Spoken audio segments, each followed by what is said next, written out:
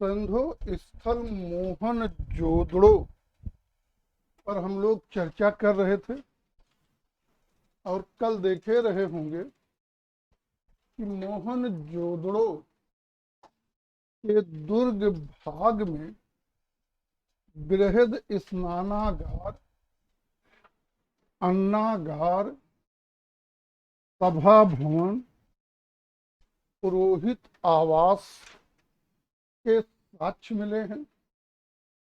साथ ही दुर्ग भाग पर ही कुषाण कालीन एक बौद्ध स्तूप का भी साक्ष्य मिला है। आगे देखते हैं। मोहन जोदड़ो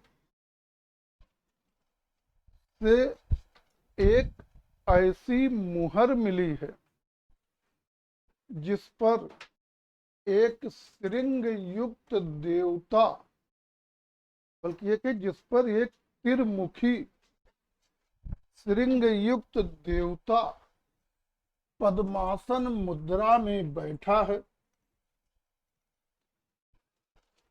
श्रृंग युक्त त्रिमुखी देवता पद्मासन मुद्रा में बैठा है और जिस चौकी पर वो बैठा है उसके नीचे दो हिरण, देवता के दाहिनी तरफ व्याघ्र और हाथी, बाईं तरफ गैंडा और भैंसा दिखाए गए हैं। इस तरह से एक ऐसी मुहर मिली कि मुहर पे चौकी बनी है,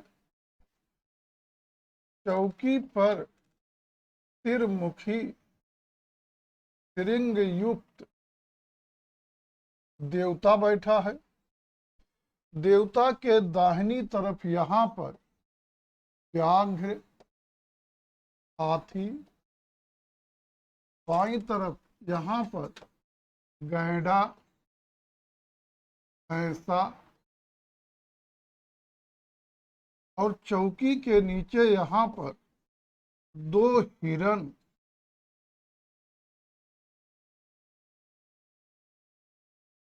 दिखाए गए हैं। हिरणों में एक सुरक्षित और एक टूटी फूटी अवस्था में है। इसी मुहर को मार्शल ने पाशुपत शिव की मुहर, पाशुपत शिव की मुहर कहकर संबोधित किया। यहाँ पर एक ऐसी मुहर मिली है जिस पर मस्तूलदार नाव का अंकन है। मस्तूलदार नाव का मतलब है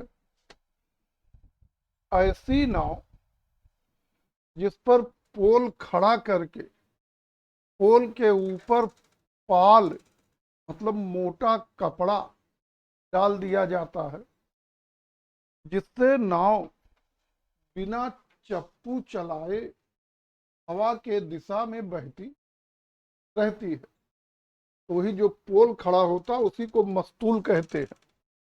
तो यहाँ पर एक मुहर पर मस्तूलदार नाव का अंकन मिला है। यहाँ पर एक ऐसी मुहर मिली है जिस पर पीपल वृक्ष बना है और वृक्ष के तने से एक साथ दो एक श्रृंगी पशुओं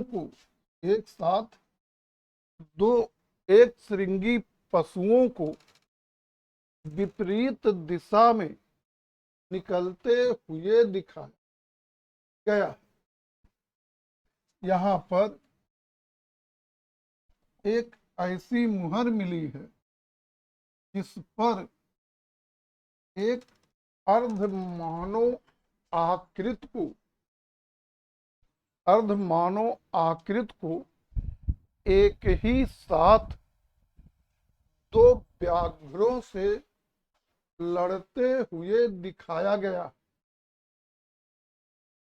माना जा रहा है ये मुहर मेसोपोटामिया की सुमेरियन सभ्यता के इंकडू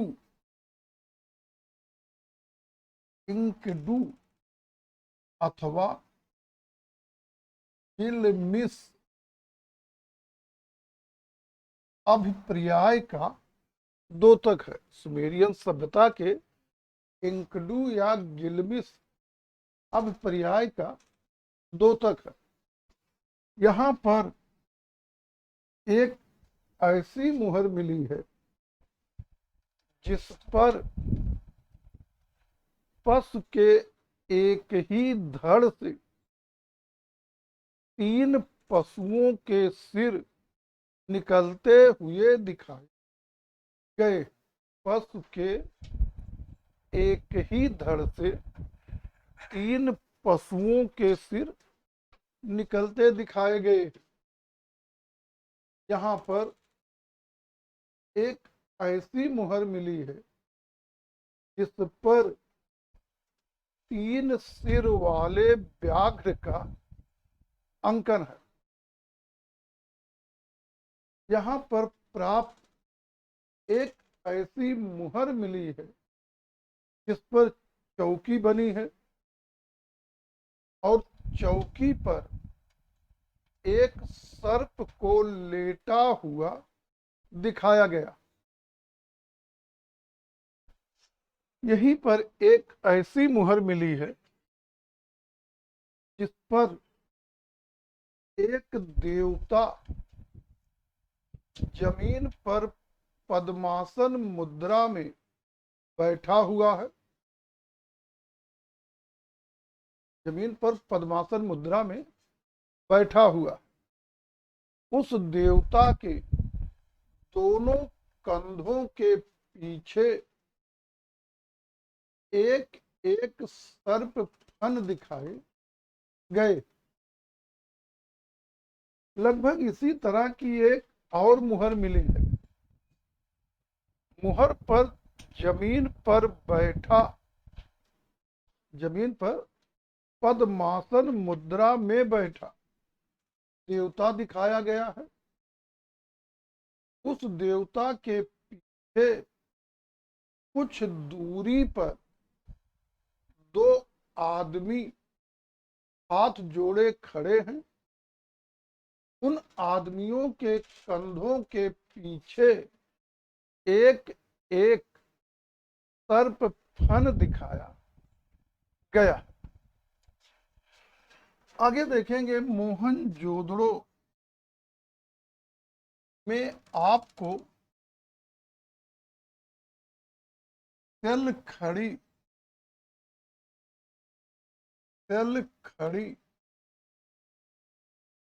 इंग्लिश में कहेंगे स्टेटाइट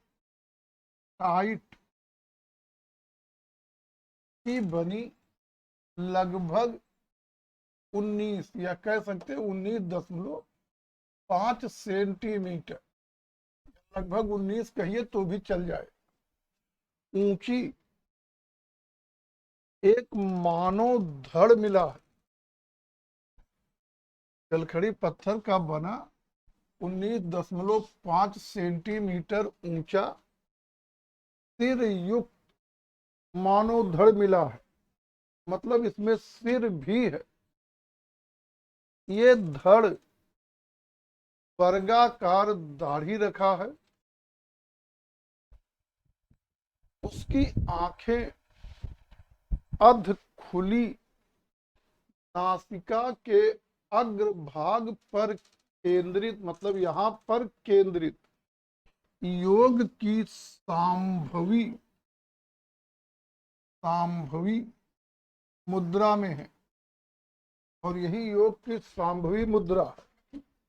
अपनी आंखों को यहाँ पे केंद्रित करिए और ये पोर्शन तभी दिखेगा जब आधी आंख बंद करेंगे। खुली आंखों से दिखेगा ही नहीं। तो अधखुली आंखें नासिका के अग्रभाग पर यहाँ पर केंद्रित योग की सांभवी मुद्रा में है। कंघा करके बाल पीछे किया है, बाल बिखरे न, इसके लिए हेयर बैंड लगाया हुआ है।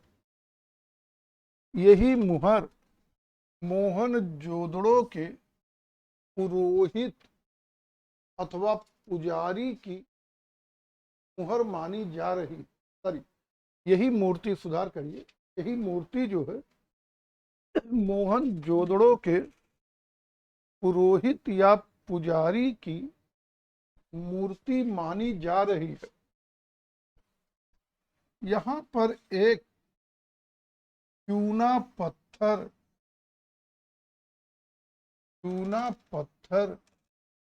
का बना हेड़ा और हाथी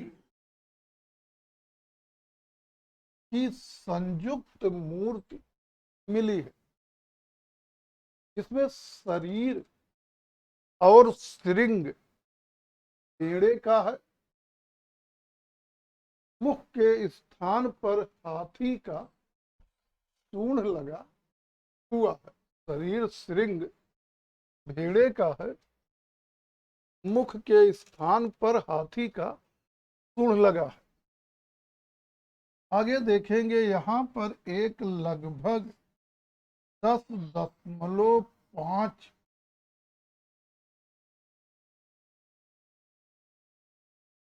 सेंटीमीटर ऊंची कांसे की बनी नर्तकी अथवा नृत्यांगना की मूर्ति मिली है, जिसे मानव निर्मित प्रथम धातु मूर्ति माना जा रहा। मानव निर्मित प्रथम धातु मूर्ति माना जा रहा। तांबे अथवा कांसे के बने वृषभ,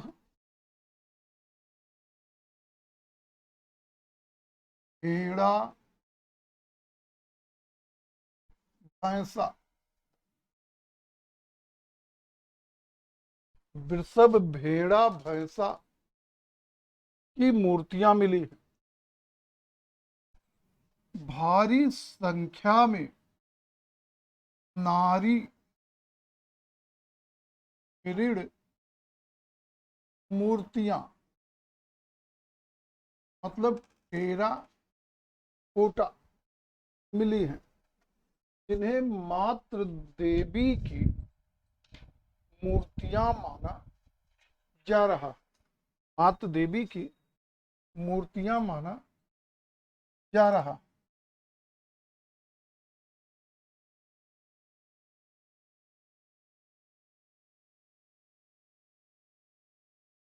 और ये मात्र देवी की मूर्तियां जो हैं, केवल 4 सैंधो स्थलों में पाई गई हैं। सबसे अधिक मोहन जोदड़ो में, उसके बाद घटते क्रम में हड़प्पा में, चान्हुदड़ो में और 2 बनवाली में। तो मोहन जोदड़ो, हड़प्पा, चान्हुदड़ो, बनवाली में मात्र देवी की मूर्तियां पाई गई हैं, जिनमें सबसे अधिक मूर्तियां जो हैं वो मोहन जोदड़ो में पाई गई।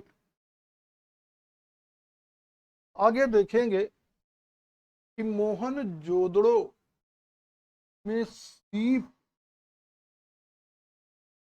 का बना स्केल मिला है।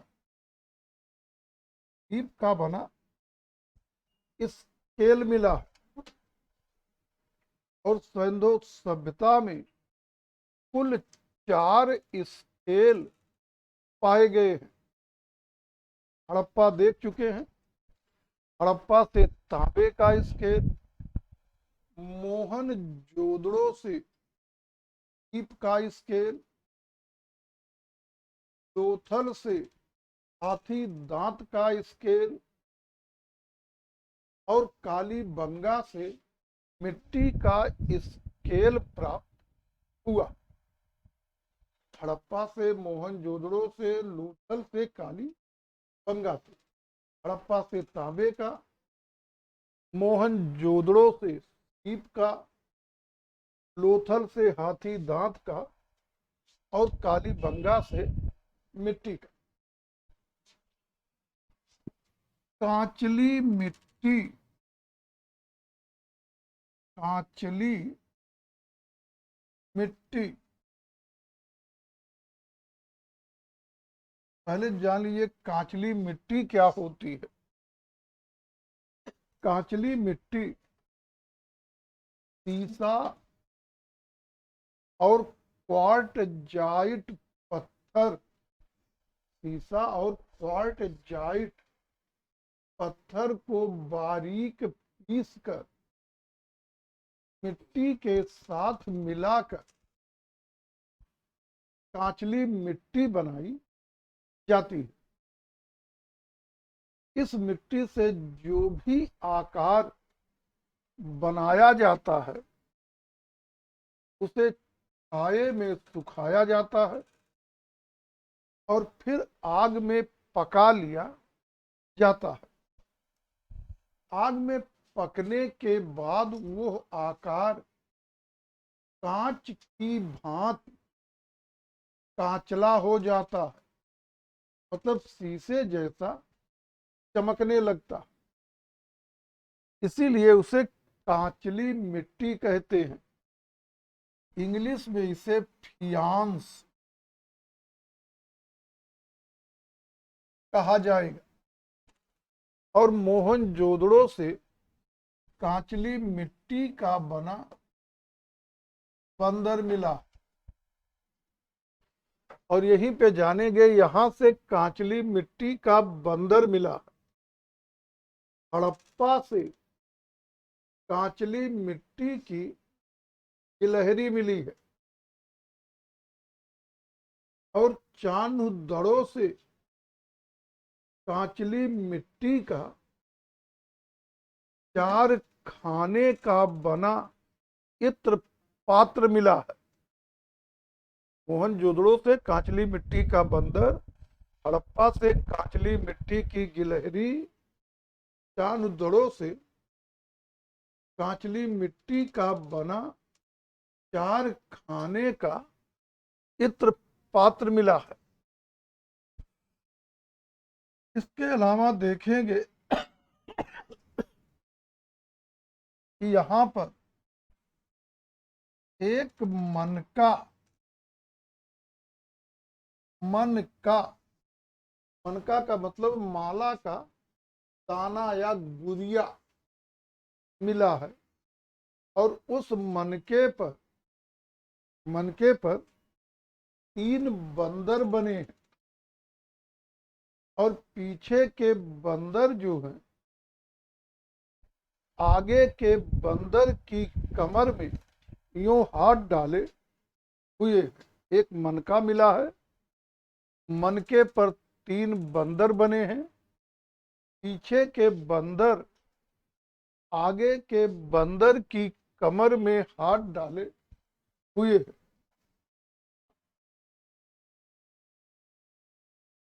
एक छोटे श्रृंग वाले बलिष्ठ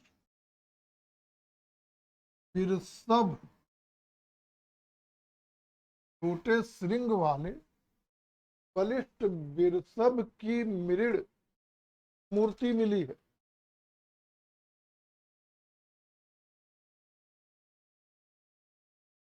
मिट्टी की बनी 5 बेलनाकार मुहरें मिली हैं। मिट्टी की बनी 5 बेलनाकार मोहरें मिली हैं। माना जा रहा है कि ये मोहरें मेसोपोटामिया के सुमेरियन सभ्यता से आयातित होकर यहाँ पहुंची होगी। इसके बाद देखेंगे कि मोहनजोदड़ो में मिठाई बनाने के सांचे मिले हैं। चूहा मारने की चूहा दानियां मिली हैं। शिलाजीत पत्थर का टुकड़ा मिला है। संगमरमर पत्थर का टुकड़ा मिला है। समुद्र फेन मिला है। मानव बलि और पशु बलि का साक्ष्य मिला है। और बस हमारी तरफ से मोहनजोदड़ो के बारे में इतना ही। किसी को कहीं कोई कंफ्यूजन हो उस पर चर्चा कर ले और फिर आगे चला जाए। अब आगे जो स्थल परिचय होगा वो शार्ट में हो। कुछ भी किसी को कहीं भी पूछना है।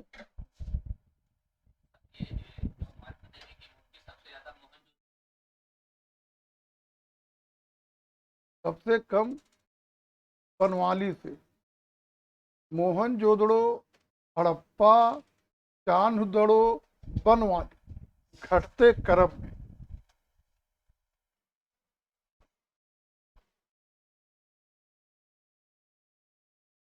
की जरूरत नहीं, आपको केवल 2 जरूरत है कि मात देवी की मूर्तियां कहाँ से मिली हैं मोहनजोदड़ो।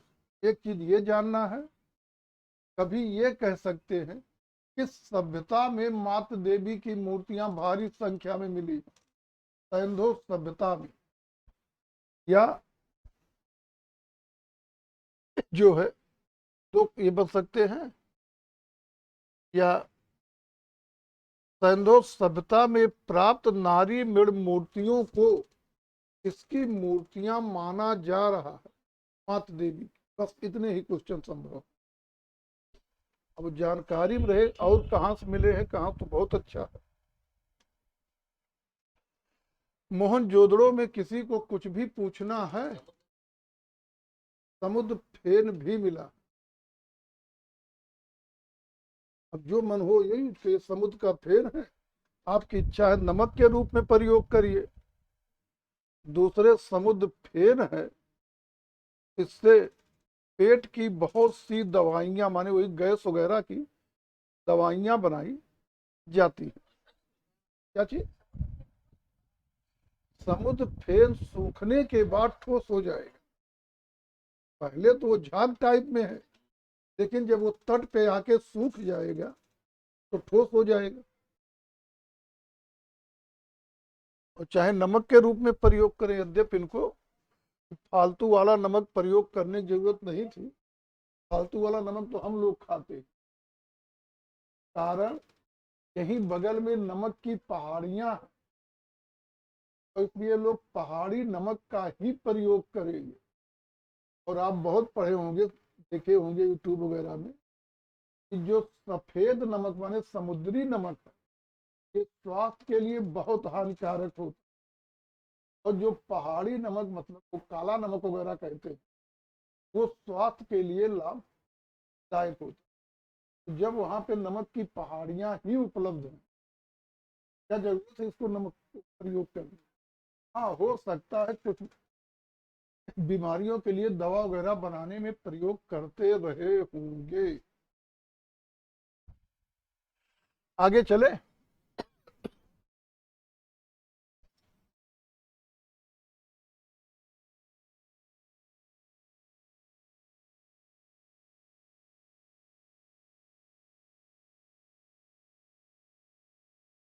चान्हु दड़ो, चान्हु दड़ो, चान्हु दड़ो को देखेंगे कि चान्हु दड़ो पाकिस्तान के सिंध प्रांत में सिंधु नदी के बाएं तट पर स्थित है। पाकिस्तान के सिंध प्रांत में सिंधु नदी के बाएं तट पर स्थित है। इस स्थल की ख्याति यहाँ पर भारी मात्रा में प्राप्त कॉस्मेटिक आइटम्स, सौंदर्य प्रसाधन सामग्री को लेकर है। यहाँ पर लिपस्टिक, चेहरे की क्रीम, पाउडर, अंजन या काजल और अंजन या काजल लगाने की सलाइयाँ, चार खाने का बल्कि ये कहिए चार खाने का फियांस मतलब कांचली मिट्टी का बना इत्र पात्र आदि सौंदर्य प्रसाधन सामग्री प्राप्त हुई।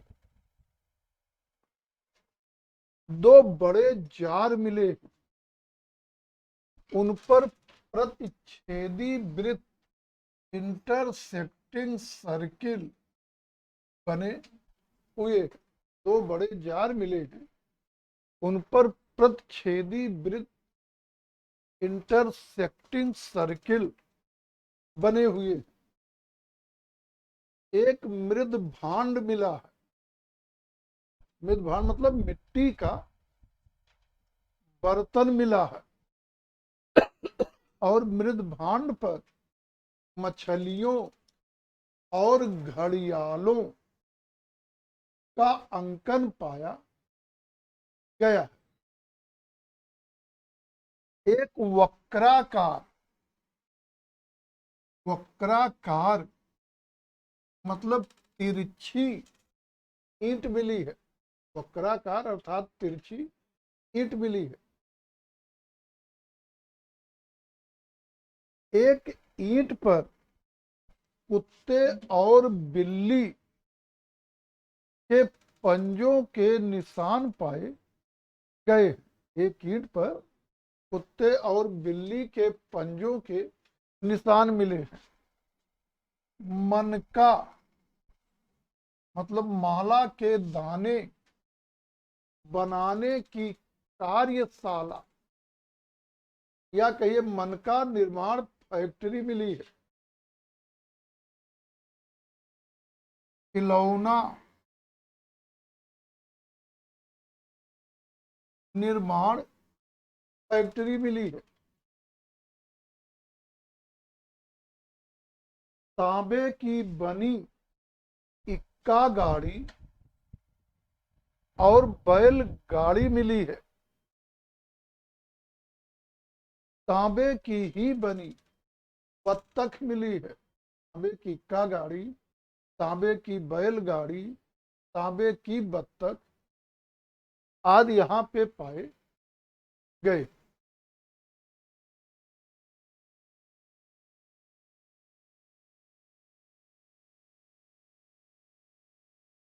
कोट दीजी, कोट दीजी जो है इसे देखेंगे कि यह भी पाकिस्तान के सिंध प्रांत में सिंधु नदी के बाएं तट पर स्थित है। कोट दीजी भी पाकिस्तान के सिंध प्रांत में सिंधु नदी के बाएं तट पर स्थित है। इस स्थल पर भारी मात्रा में तांबे के बाणाग्र, तांबे के बने बाणाग्र मतलब बाण का अग्रभाग अर्थात तीर की नोक पाए गए। भारी मात्रा में तांबे के बने बाणाग्र मिले और यहाँ के मृद भांडों पर छादली,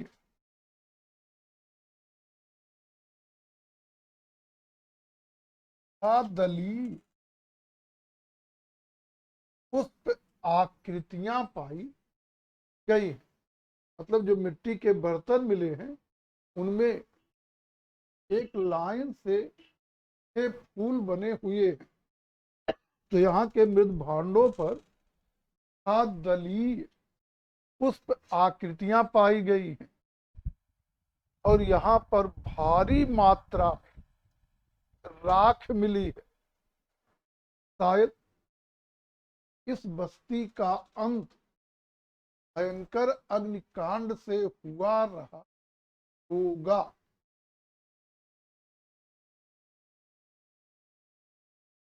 आमरी,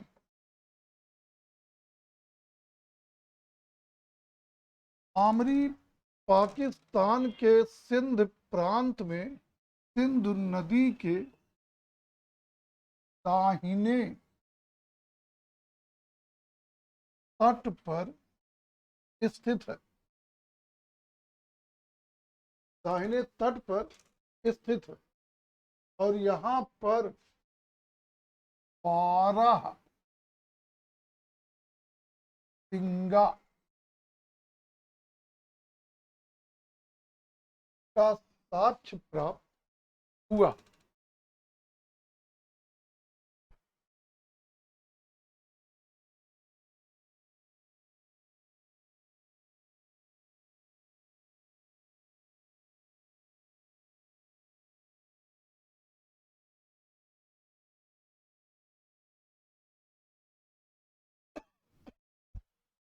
सुत कांगे डोर,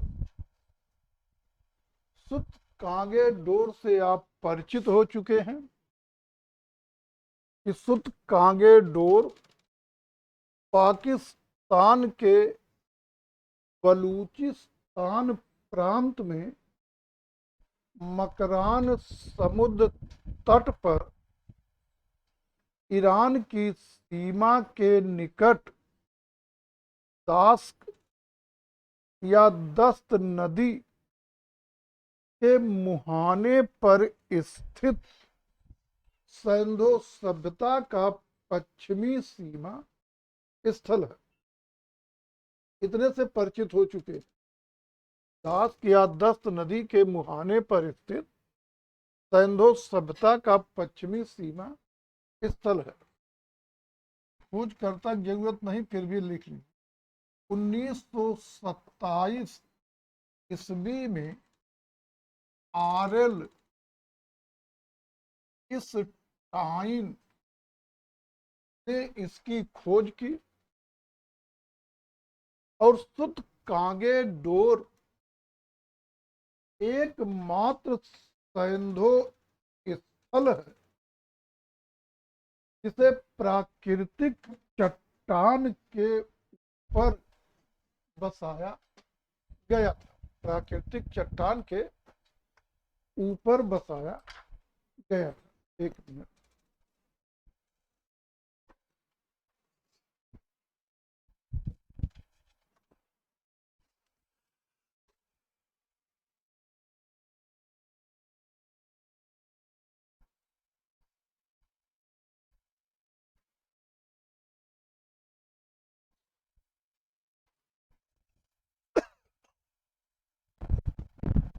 तो सुतकांगे डोर में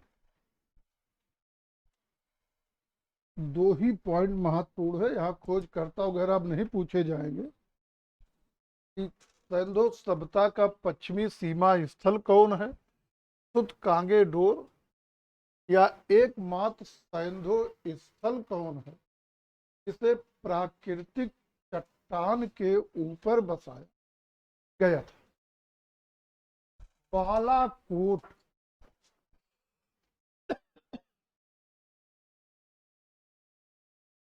बालाकोट बालाकोट पाकिस्तान के बलूचिस्तान प्रांत में मकरान समुद्र तट पर बिंदार नदी के मुहाने पर स्थित है। पाकिस्तान के बलूचिस्तान प्रांत में मकरान समुद्र तट पर बिंदार नदी के मुहाने पर स्थित है। यहाँ पर दीप उद्योग उद्योग का साक्ष्य प्राप्त हुआ। ध्यान देंगे, सिंधु सभ्यता में दीप उद्योग के साक्ष्य दो जगह से मिले, एक बालाकोट से, एक गुजरात के लोथल से। लेकिन दीप उद्योग का साक्ष्य कहां से मिला है? वरीयता हमेशा बालाकोट को देगी। नाल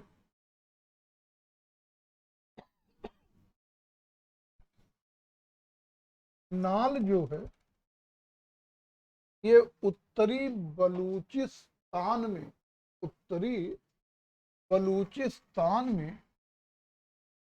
आब घाटी में स्थित है और हड़प्पा की ही भांत यहाँ पर भी एक चलखड़ी की मुहर मिली है।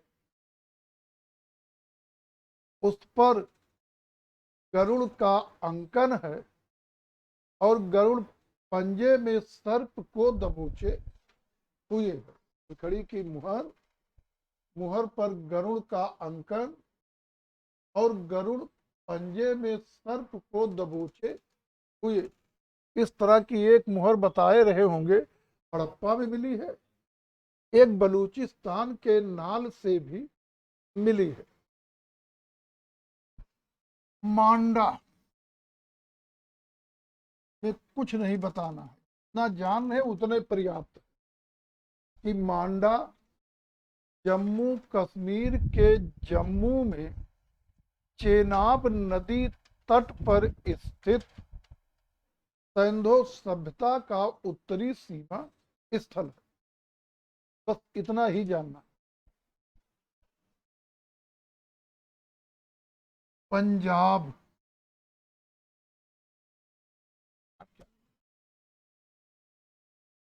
कोटला निहंग खान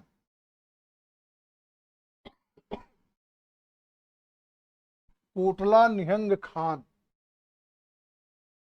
कोटला निहंग खान को देखेंगे, ये भारतीय पंजाब मतलब पूर्वी पंजाब प्रांत के रोपड़, लेकिन अब इसका नाम बदल के रख दिया गया है रूपनगर। रूपनगर भारतीय पंजाब प्रांत के रोपड़ या रूपनगर जिले में स्थित छोटा सा सिंधु स्थल है। महत्व ये है कि जो सिंधु सभ्यता है,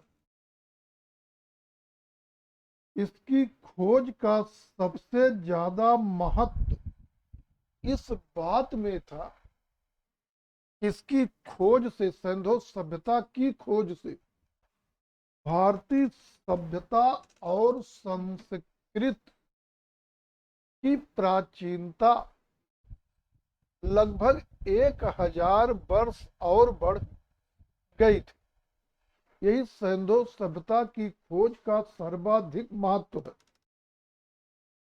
होता क्या है, जो संस्कृत जितनी अधिक प्राचीन होती है वो उतनी ही महान मानी जाती है।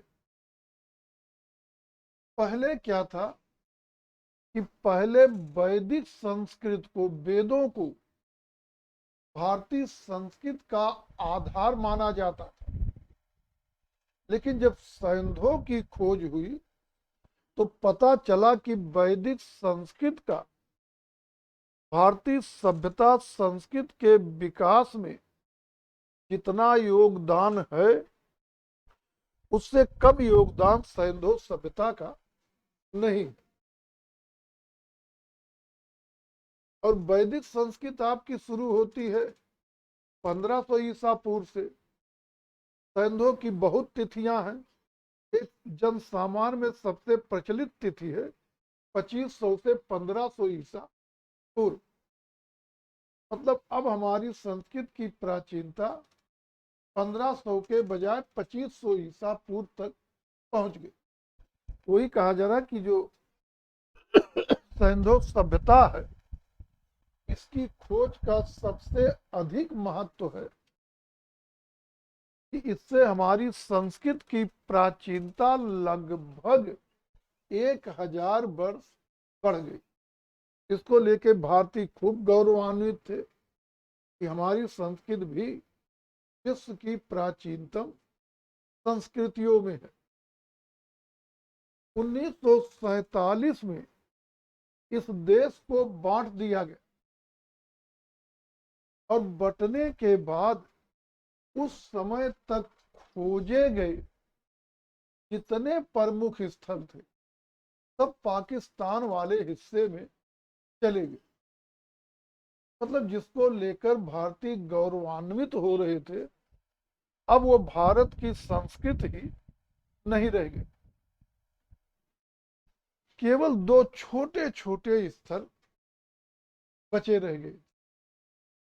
एक गुजरात का रंगपुर, गुजरात स्थित, गुजरात के अहमदाबाद जिले में काठियावाड़ प्रायद्वीप में स्थित रंगपुर, और दूसरा यही रोपड़ का कोटला निहंग स्थान। तो केवल ध्यान में आपको ये रखना है कि भारत विभाजन के उपरांत भारत में बचे रह गए सिंधु स्थल कौन थे? केवल 2, गुजरात का रंगपुर और पंजाब का कोटला निहंग खान।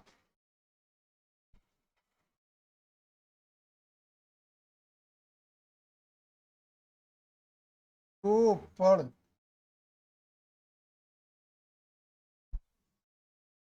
रोपड़ वर्तमान नाम हो गया है रूपनगर। स्वतंत्रता प्राप्त के बाद भारत में खोजा गया और खोदा गया। भारत में खोजा गया और खोदा गया। पहला सिंधु स्थल यही रोपड़ या रूपनगर है। रोपड़ या रूपनगर है। और देखेंगे कि रोपड़ या रूपनगर में सिंधु साक्ष, सतलज नदी की उपत्यका, सतलज नदी की उपत्यका में पाए गए। उपत्यका का मतलब होता है कि वो स्थान जहां पर नदी पहाड़ों से मैदान में उतरती है। तो रोपड़ जिले में सतलज की उपत्यका में सिंधु साक्ष्य पाए गए। और रोपड़ एकमात्र सैंधो स्थल है जहां पर एक ऐसी कब्र मिली है जिसमें मालिक के साथ कुत्ते को दफनाया गया। बस 2 पॉइंट। स्वतंत्रता के बाद भारत में खोजा गया पहला सैंधो स्थल कौन है? दूसरे, किस सैंधो स्थल पर मालिक के साथ कुत्ते को दफनाने का साक्ष्य प्राप्त हुआ?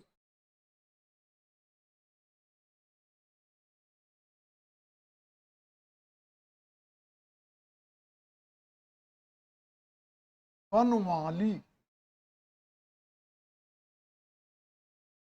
बनवाली। बनवाली हरियाणा राज्य के हिसार जिले में, हरियाणा के हिसार जिले में है। आप देखेंगे जो सैंधो सभ्यता है इसमें सड़कें बिल्कुल सीधी जाती हुई चौराहों पर एक दूसरे को समकोण पर काटती है। लेकिन बनवाली एकमात्र सैंधो स्थल है जहां सड़कें चौराहों पर एक दूसरे को तिरछी काटती हुई तारांकित बनाई गई। बनवाली एकमात्र सैंधो स्थल है जहां सड़कें चौराहों पर एक दूसरे को तिरछी काटती हुई तारांकित बनाई गई। दूसरे देखेंगे कि बनवाली में पकी मिट्टी का एक खिलौना खिलौना हल मिला। पकी मिट्टी का खिलौना हल मिला। ध्यान देंगे सैंधो सभ्यता में केवल 2 मिट्टी के खिलौना हल मिले। एक अपने बनवाली से जो सुरक्षित है, एक पाकिस्तान के चोलिस्तान से, पाकिस्तान के चोलिस्तान से जो खंडित माने टूटी फूटी अवस्था में। इसके अतिरिक्त बनवाली के एक भवन से धावन पात्र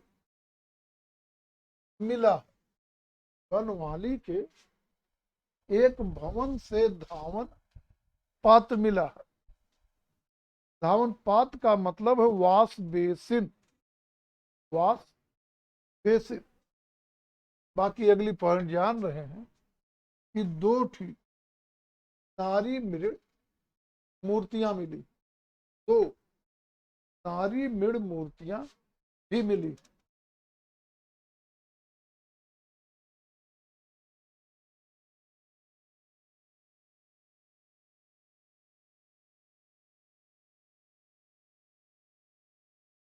मित्ताथल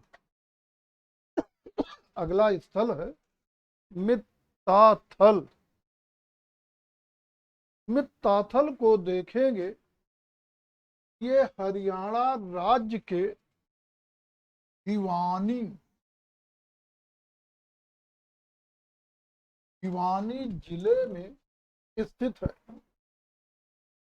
और मित्ताथल एकमात्र सैंधो स्थल है जहां पर पान पात्र, पान पात्र मतलब पनडब्बा प्राप्त हुआ है। जहां पर पान पात्र मतलब पनडब्बा प्राप्त हुआ।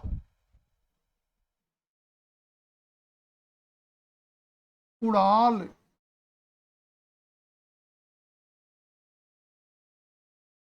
कुड़ाल हरियाणा के हिसार जिले में स्थित है और कुड़ाल भी एकमात्र सैंधव स्थल है जहां पर चांदी के बने 2 मुकुट प्राप्त हुए हैं। चांदी के 2 मुकुट मिले हैं। राखी गढ़ी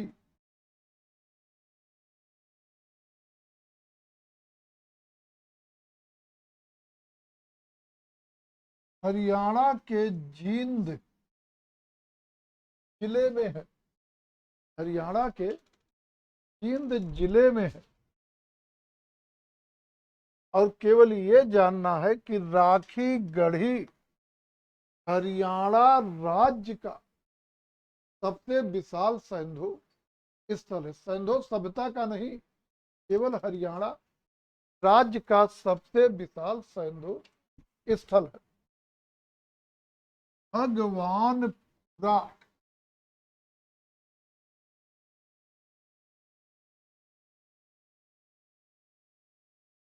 भगवानपुरा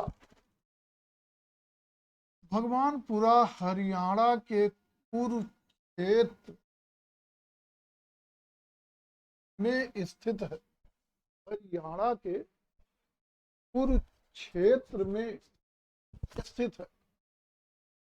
और भगवानपुरा से एक 13 कच्ची मिट्टी का भवन मिला। 13 कच्ची मिट्टी का भवन मिला है। बस हरियाणा राज्य के स्थल के बारे में भी इतना ही। अगला स्थल है पलाथल।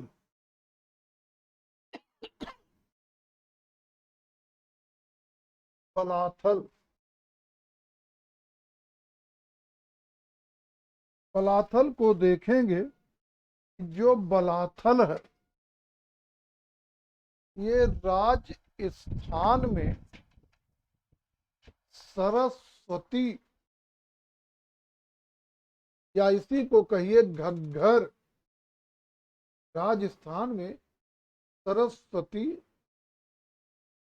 या घग्घर नदी की सूखी घाटी में उदयपुर जिले में स्थित है।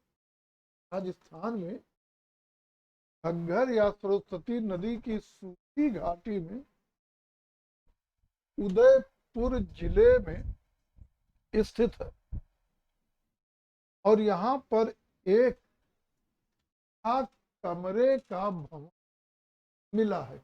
एक कमरे का भवन मिला है। एक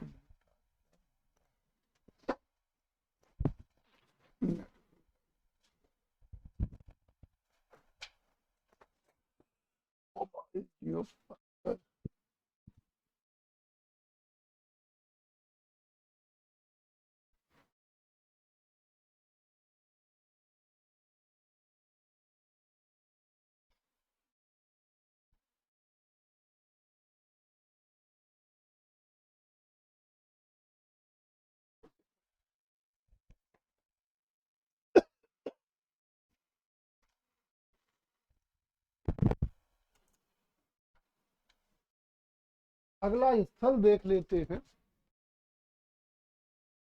कालीबंगा।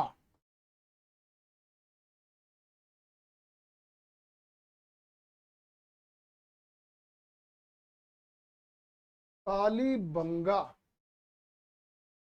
काली मतलब काली, बंगा मतलब चूड़ियां। इस स्थल पर भारी मात्रा में मिट्टी की बनी काले रंग की चूड़ियां मिली हैं। और इसी आधार पर इस स्थल का नाम काली बंगा अर्थात काले रंग की चूड़ियों वाली जगह पर यह स्थल राजस्थान में कोई सरस्वती या घग्गर नदी की घाटी में गंगानगर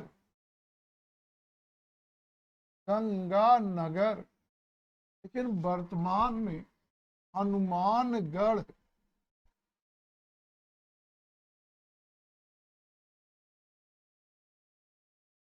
जिले में स्थित है और इसकी खोज 1953 ईस्वी में अमलानंद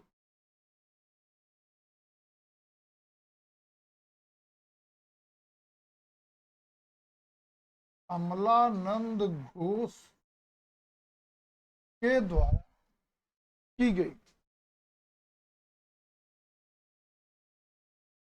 अब तक आप देखे रहे होंगे कि जिन सैंधो स्थलों पर दुर्गीकरण का साक्ष्य मिला है वहां पे नगर निचला नगर है, माने दुर्ग और निचला नगर थे और दुर्ग भाग को दुर्गीकृत किया गया था। कालीबंगा एकमात्र सैंधो स्थल है जहां पर दुर्ग और निचला नगर दोनों अलग अलग सुरक्षा दीवारों से घेर कर सुरक्षित किए गए थे। दुर्ग और निचला नगर दोनों अलग अलग सुरक्षा दीवारों से घेर कर सुरक्षित किए गए थे। आगे देखेंगे इस कालीबंगा को, तो कालीबंगा एकमात्र सैंधो स्थल है जहां पर भवनों को अलंकृत करने का साक्ष्य प्राप्त हुआ और यहाँ के एक भवन की फर्श को अलंकृत करने का प्रयास किया गया। तो कालीबंगा एकमात्र सैंधो स्थल है जहां पर भवनों को अलंकृत करने का साक्ष्य मिलता। भवनों को अलंकृत करने का साक्ष्य लकड़ी की पाइप का साक्ष्य, एक पल्ले वाले दरवाजों का साक्ष्य, खेत की जुताई का साक्ष्य, भूकंप आने का साक्ष्य, दोनों को अलंकृत करने का साक्ष्य, एक पल्ले वाले दरवाजों का साक्ष्य, लकड़ी की पाइप के साक्ष्य, खेत की जुताई का साक्ष्य, भूकंप आने का साक्ष्य, ये 5 साक्ष्य सैंधो स्थलों में केवल और केवल कालीबंगा में पाए गए। इसके अलावा देखेंगे कालीबंगा में एक मृतिका पिंड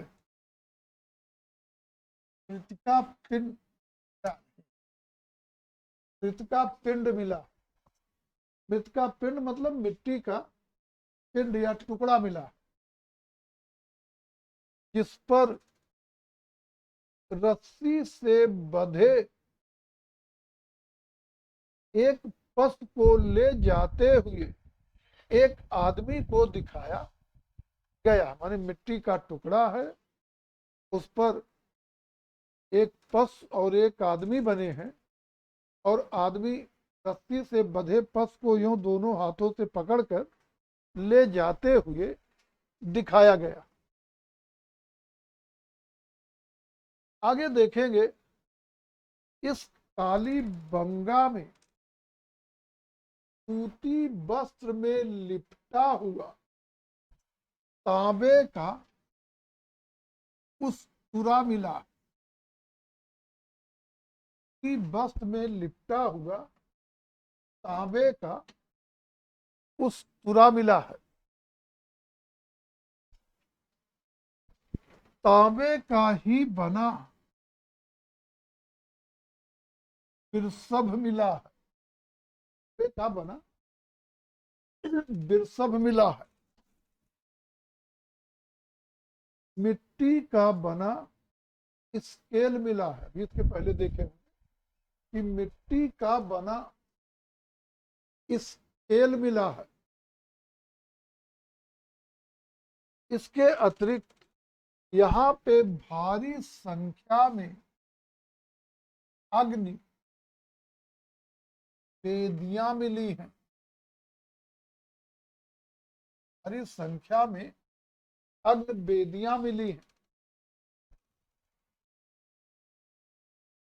अग्नि वेदियां लोथल में भी मिली हैं, लेकिन काली बंगा में भारी संख्या में है, इसलिए अग्नि वेदियां कहां से मिली हैं? वरीता काली बंगा को देंगे। मिलने को लोथल में भी मिली। अग्नि कुंड मिला है।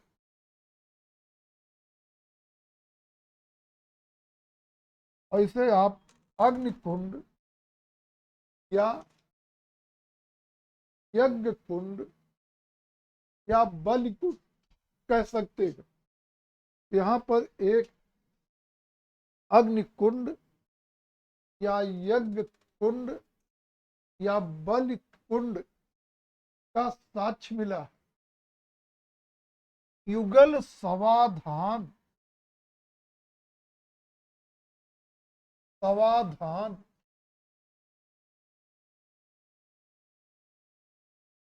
का साक्ष्य मिला है। युगल समाधान का मतलब हुआ कि एक ही कब्र में एक साथ 2 शवों को दफनाया गया। अब युगल समाधान को देखेंगे। काली बंगा में केवल एक ऐसी कब्र मिली है जिसमें 200 दफनाए गए। लोथल में 3 ऐसी कब्रें मिली है जिसमें 200 दफनाए गए हैं। तो युगल समाधान का एक साक्ष्य काली बंगा से मिला है, 3 साक्ष्य लोथल से। तो युगल समाधान कहां से मिला है? वरीता हम लोग लोथल को देंगे।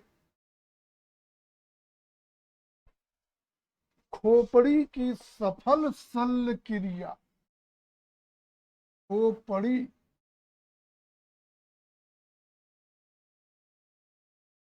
की सफल शल्य क्रिया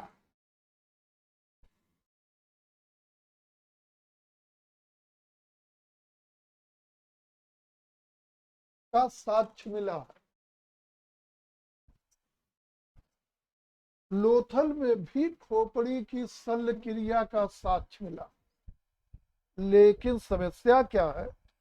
काली बंगा वाली शल्य क्रिया सफल शल्य क्रिया है, लोथल वाली शल्य क्रिया असफल शल्य क्रिया है।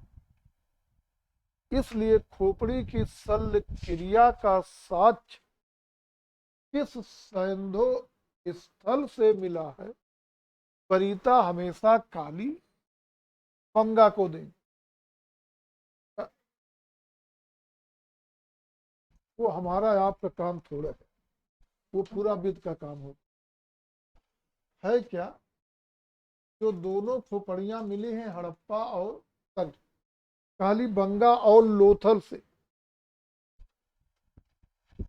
इन दोनों खोपड़ियों को 6 जगह पर तोड़ा गया। दोनों खोपड़ियां बच्चों की है, दोनों 6 जगह तोड़ी गई। मतलब कुछ भी उनका सिस्टम रहा होगा इलाज करने के लिए, ये 6 जगह तोड़े हैं बच्चों की खोपड़ियां। काली बंगा वाली जो खोपड़ी है, उसमें जहां जहां तोड़ी गई है खोपड़ी, उसके ऊपर उपास्थि का लेयर बन गया, माने मुलायम हड्डी बन गई। और उपास का लेयर बनने में लंबा समय लगता, 2 4 10 दिन में संभव नहीं कि किसी खोपड़ी कहीं टूट जाए और फिर वहां हड्डी बन जाए। ये हड्डी बनने में लंबा समय लगता है। तो इसका मतलब है काली बंगा में जो चिकित्सा की गई, चिकित्सा के बाद भी बच्चा लंबे समय तक जीवित रहा। तभी जहां जहां तोड़ा गया वहां उपास चढ़ी। लोथल में जो बच्चे की खोपड़ी मिली है, थोड़ी तो 6 ही जगह सो भी गई है, लेकिन उसके सुराख बने हुए, मतलब क्यों के त्यों बने।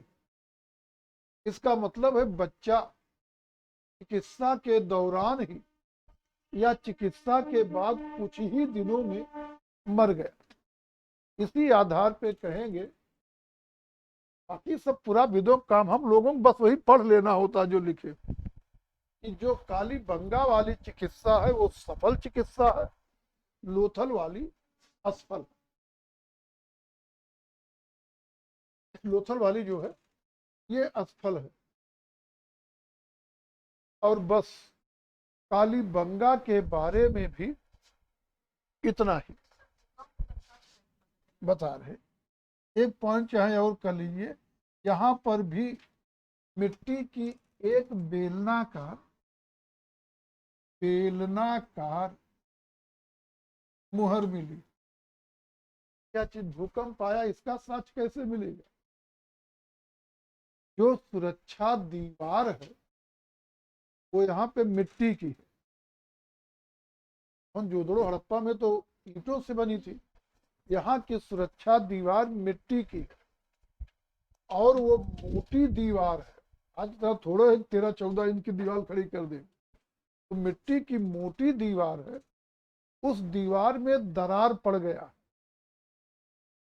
तो अब ये पूरा विदों की कल्पना है कि शायद भूकंप आया रहा होगा, उसी से इसमें दरार पड़ी।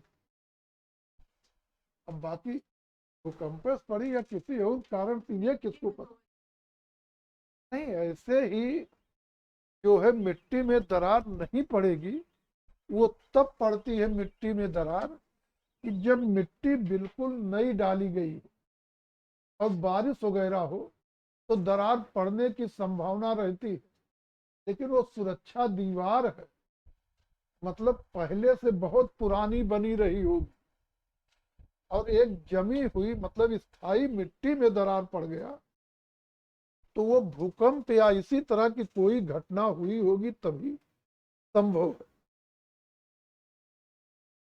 जरूर नहीं भूकंप हो सकता कुछ और ऐसी घटना घटी हो।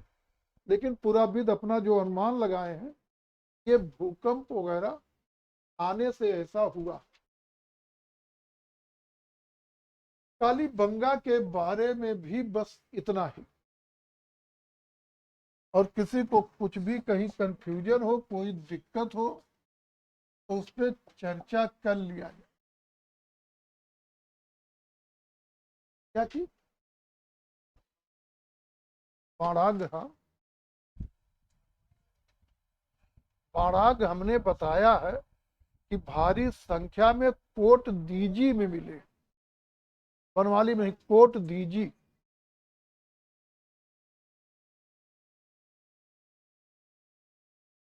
इसके एक 5 मोहनजोदड़ो से मिली थी, एक बेलनाकार मुहर यहां भी मिली।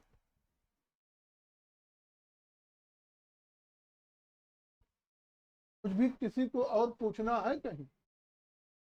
आलमगीरपुर।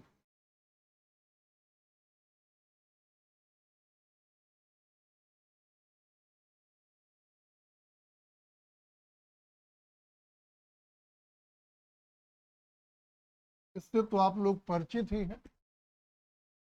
आलमगीरपुर उत्तर प्रदेश के मेरठ जिले में यमुना नदी की बाईं सहायक नदी हिंडन नदी के बाएं तट पर स्थित है और ये सैंधो सभ्यता का पूर्वी सीमा स्थल है। इतना सीमा पढ़ते समय, विस्तार पढ़ते समय देख चुके हैं। इसकी खोज 1958 ईस्वी में यज्ञदत्त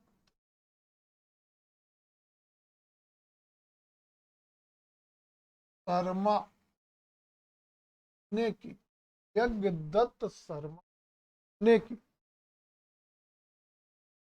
यहाँ पर जो मृद भांड मिले,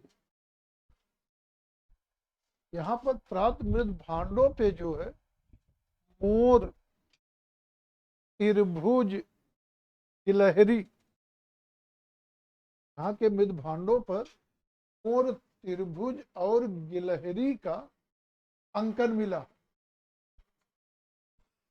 और यहाँ पे रीछ, रीछ मतलब भालू और सर्प की मृद मूर्तियां, मिट्टी की मूर्तियां मिली। रीछ और सर्प की मृद मूर्तियां, मिट्टी की मूर्तियां मिली। अगला स्थल है लोथल। लेकिन लोथल पर आज चर्चा नहीं करेंगे, बहुत स्थल हो गए आज, इस पे कल ही चर्चा करेंगे। हाँ, किसी को कोई चीज कहीं भी पूछना हो उस पर चर्चा कर लिया जाए।